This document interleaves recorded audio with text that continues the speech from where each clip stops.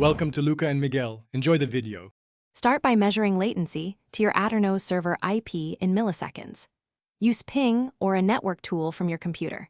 Record several samples and average the numbers to find consistency. Next, check your local network for congestion or background uploads and downloads. Pause heavy streams and large file transfers during tests.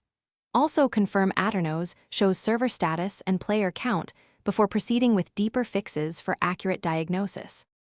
Switch your gaming PC to Ethernet for lower ping and more stable packets. If Ethernet is unavailable, use a 5 GHz Wi-Fi connection close to the router. Limit other devices from heavy uploads and downloads during play sessions. Enable quality of service on the router to prioritize gaming traffic where available. Restart your router and modem to clear caches and refresh IP leases. Test ping again to compare results before changing server settings. Choose the Aternos server region closest to your location to reduce latency. If region change is unavailable, ask players to connect from nearby regions instead. Lower the server view distance to 6 or 8 chunks to reduce CPU load and tick lag. Limit entity and redstone counts to prevent server-side processing spikes.